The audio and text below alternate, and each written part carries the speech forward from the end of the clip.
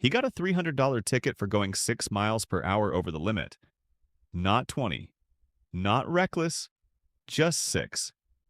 The kind of speed almost everyone uses without thinking. Same road, same commute, same time of day he's driven for years, but this time, instead of a small fine or a warning, a letter showed up in his mailbox saying he owed $300 and was suddenly much closer to losing his license than he ever imagined. And that's the part that should bother you, because nothing about how he drove had changed. What changed were the rules. When he told me about it, my first reaction was probably the same as yours. That doesn't sound right. 6 mph over has never been treated as a serious offense. It's always lived in that gray area most drivers barely think about.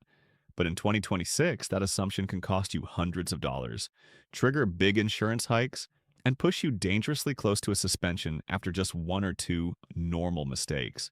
Once I started digging into why his ticket was so severe, it became clear this wasn't bad luck or a one-off. It was a preview. What I found is that while millions of people online are panicking over dramatic new driving laws that don't exist, real changes are quietly rolling out that most drivers haven't heard about. Changes that don't sound dramatic on paper but completely rewrite how quickly you can lose your license. In some states, 2 routine violations over a couple of years are now enough to take you off the road. No reckless driving, no DUI, just everyday mistakes stacking up faster than before. That's what made me look closer. I spent the last 2 weeks doing what most viral videos don't, checking actual state DMV websites, reading the laws instead of the headlines, and talking to traffic attorneys who are already representing drivers blindsided by these changes. And what I kept hearing over and over was the same warning. People aren't losing their licenses because they suddenly became worse drivers. They're losing them because the rules shifted quietly and nobody told them to adjust. Before I show you exactly what's changing and where, you need to understand something important. The biggest danger right now isn't only stricter enforcement, it's misinformation. Because when fake laws spread fast, real warnings get ignored. If you can't tell what's exaggerated and what's already in effect, you're the one who ends up paying for it. Hi, I'm Timothy. I spend a lot of time separating real rule changes from internet panic, because with driving laws, the gap between what's viral and what's real can cost you serious money. I'm not a lawyer, and this isn't legal advice. But everything you're about to hear has been checked against official DMV sources, state legislation, and traffic attorneys on the ground.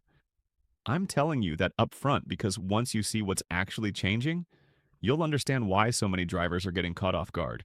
Before we get into the real rules, we need to clear out the noise. Right now, there are viral videos claiming that starting in early 2026, the federal government will fine you $1,000 if your insurance lapses for even 1 day. Others insist that cameras can detect you touching your phone and to kind of automatically mail you a $500 ticket. Some say roads will scan your emissions as you drive and instantly fine you $400, or that every car will be inspected for hidden data recorders and hit with huge penalties. All of that sounds terrifying. And every one of those specific claims is false. There are no new federal traffic laws taking effect in 2026 that do any of that. None. In the U.S., traffic enforcement is handled at the state level. There is no national system that automatically fines people for a 1-day insurance lapse or scans every car for a black box at inspection. No state has created a universal automated punishment system like those videos describe. Those clips spread because they scare people, not because they're accurate. Here's why that matters. When people realize those extreme claims aren't true, they start assuming nothing else is changing either. They stop listening, they stop checking, and that's exactly when the real changes pass by unnoticed. Because while everyone argues in the comments about imaginary federal laws, actual enforcement rules are being quietly rewritten at the state level.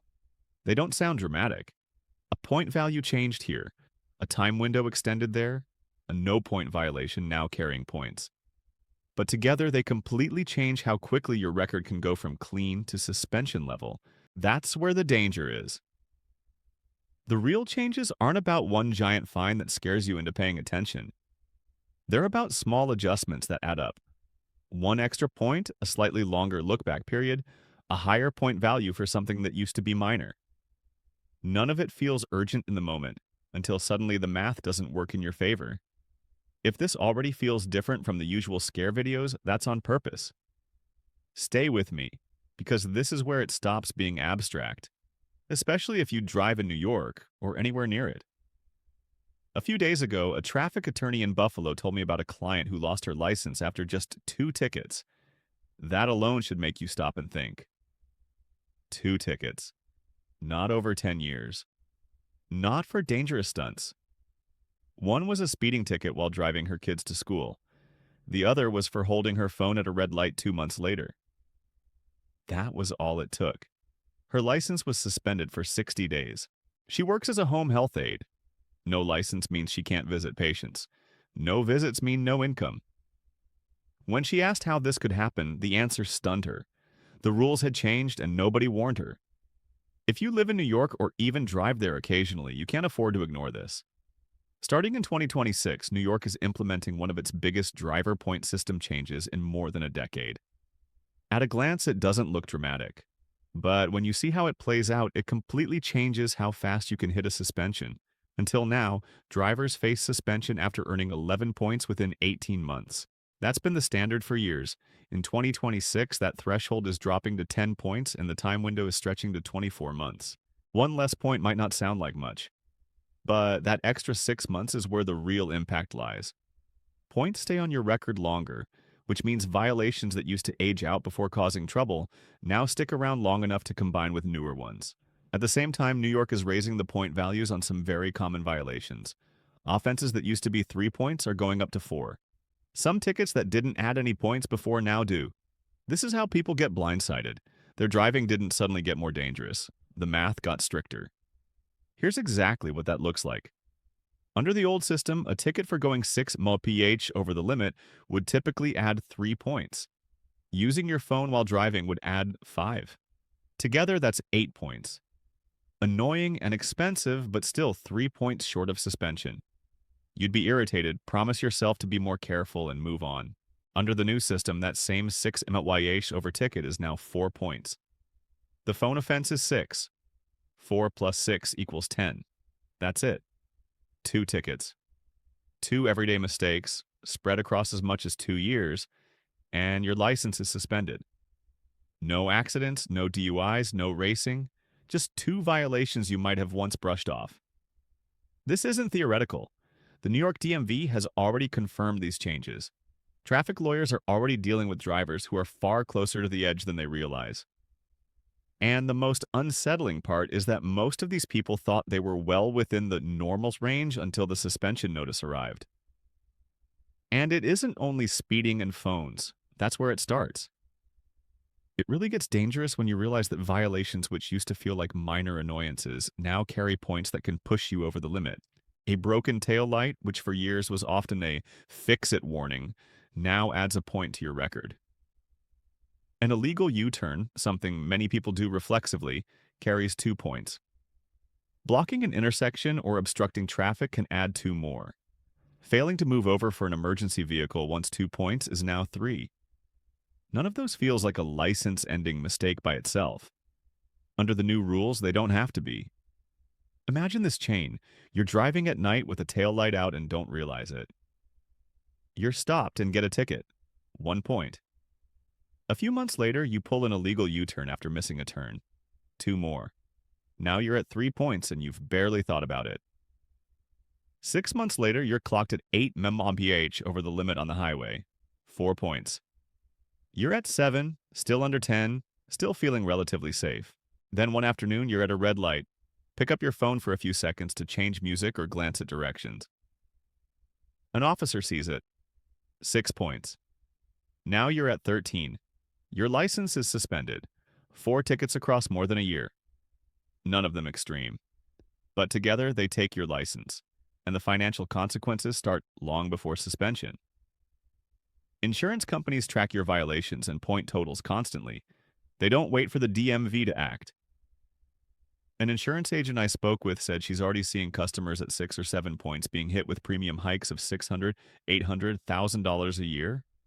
These are drivers who are still legally on the road, still going to work, but being rated and priced like high-risk cases. New York officials frame these changes as safety measures. And to a point, that's true.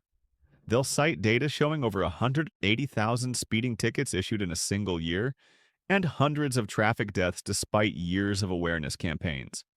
They'll argue the system is meant to target truly dangerous behaviors like speeding through school zones or passing stopped school buses. Those behaviors are genuinely risky and deserve strict penalties.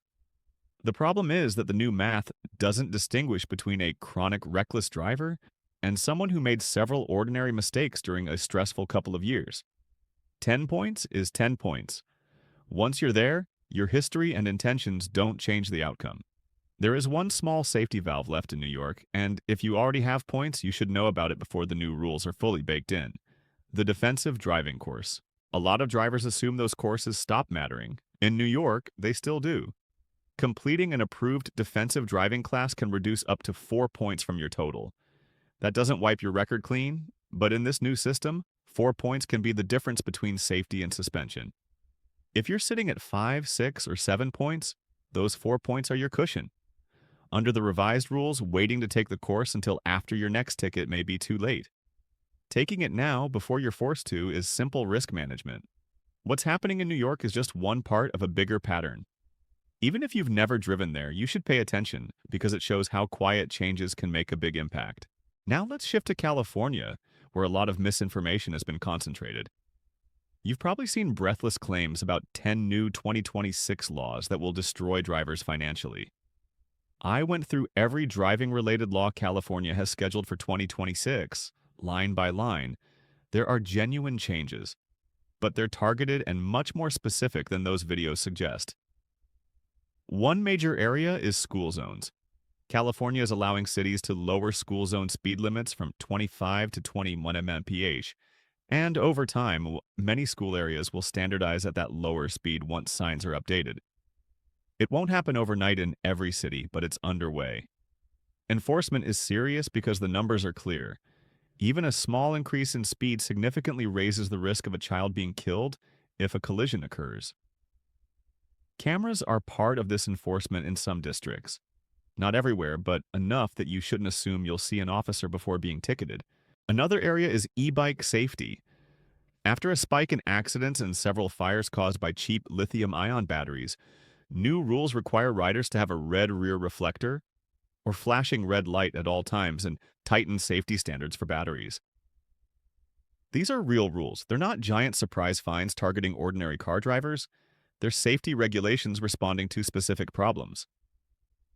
Autonomous vehicles, another favorite topic in the rumor mill, are getting new rules too. Starting mid-2026, if a self-driving car breaks traffic law, the manufacturer can be cited, and the vehicle must be able to communicate with emergency services. If you don't own or ride in self-driving cars, this doesn't touch you. The move-over law is being expanded to cover not only emergency vehicles, but also any car on the shoulder with flashing hazards, cones, or flares. If you see a stopped vehicle in those conditions, you're expected to move over or significantly slow down. This is being enforced because roadside workers and stranded drivers continue to be killed by passing traffic. Yes, there's a law about license plate covers that mentions fines up to $1,000, but that's aimed at companies selling illegal anti-camera covers, not regular drivers with normal plates.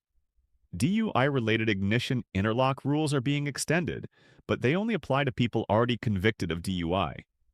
So California is not unleashing a wave of surprise $1,000 fines on ordinary, careful drivers. Some changes are real but selective and explainable when you read the details. However, even though the most extreme viral claims are wrong, the broader trend they're hinting at, stricter, more consistent enforcement, is very real, and it's not limited to one state. More and more states have shifted from secondary to primary enforcement for hands-free laws. That means an officer no longer needs another reason to pull you over. Touching your phone alone can be enough, and in many places the penalties have gone up along with the point impact. I spoke to someone in Massachusetts who was ticketed for touching her GPS at a red light. Engine running, car stopped, $250 and 3 points, no warning.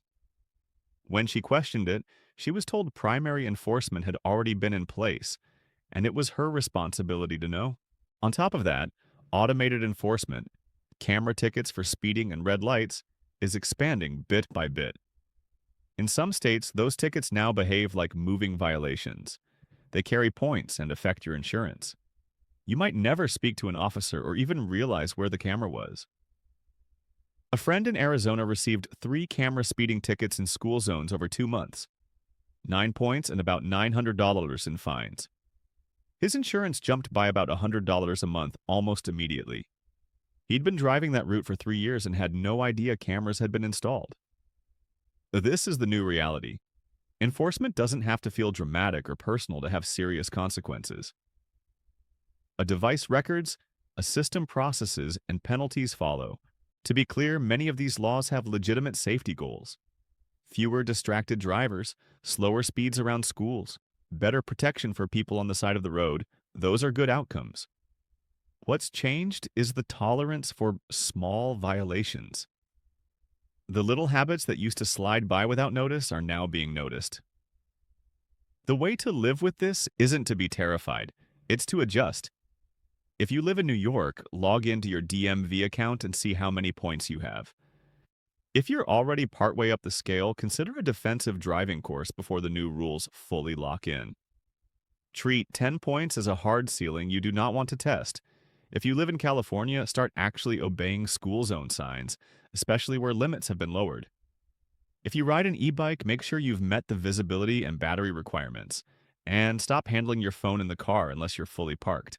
If you live somewhere else, don't wait for a scary video to inform you. Go straight to your own state DMV site and look for updates. Check what counts as distracted driving. Check what counts as a moving violation. Check how long points stay on your record and what the suspension thresholds are. Take your phone out of your hands when the engine is on. Use mounts and voice commands. Don't scroll at red lights just because you're not moving. Slow down in school zones even if they haven't been officially changed near you yet. None of these are big sacrifices. They're small habit tweaks that keep you off the radar of systems that no longer shrug at small things. Here's how misinformation makes all of this harder. Wild claims about federal $1,000 fines get millions of views. People panic, share, argue. Then someone debunks them, and instead of learning to separate truth from exaggeration, many people decide everything must be fake. They tune out completely. Then, when a real, smaller change hits, like a point increase, a new camera, a longer look-back period, they miss it. When the suspension letter arrives, they say, "I thought that was all just internet fear-mongering." Misinformation doesn't just scare people. It trains them not to believe anything. And that is when the real changes are most effective. The solution is not to obsess over every rumor. It's to ignore sensationalism and go straight to the source. Your state's actual laws and official updates. Learn just enough to adjust your habits intelligently. You don't need to memorize statutes. You just need to know where your own risks are. My neighbor, the one with the $300 ticket, eventually understood this. He didn't become a perfect, anxious driver. He just made a few rational changes. He took the defensive driving course, fixed a cracked tail light, stopped using his phone at lights, set his cruise control to the limit on his daily route. He didn't do it out of fear so much as math. Under his state's new point system, one more routine ticket could push his insurance up and put his license at risk. The cost of changing a few habits was far lower than the cost of pretending nothing had changed. That's the mindset more drivers need now. Nothing about this means you have to be scared to drive. It just means you can't afford to drive like the rules are frozen in time. They're not. They're changing gradually, state by state. So after this, do one simple thing. Spend 5 minutes on your state DMV site. Confirm how points work. Confirm what gets you pulled over. Confirm what's changing in 2026. If you already have points, know how close you are to trouble. If you have a clean record, protect it. Don't let viral noise make you ignore real changes. Don't assume silence means nothing's different. Verify, adjust. Keep your license, your money, and your peace of mind. The laws aren't suddenly extreme everywhere, and they're not changing in the over-the-top way social media claims. But enforcement is tightening. Technology is watching more. Penalties are stacking faster than they used to. The best response isn't fear, it's awareness and a few smarter habits. Drive safe, stay informed, and don't take anyone's word for it blindly, including mine. Check it yourself. That's how you stay ahead in 2026. Not panicked, not angry, just prepared.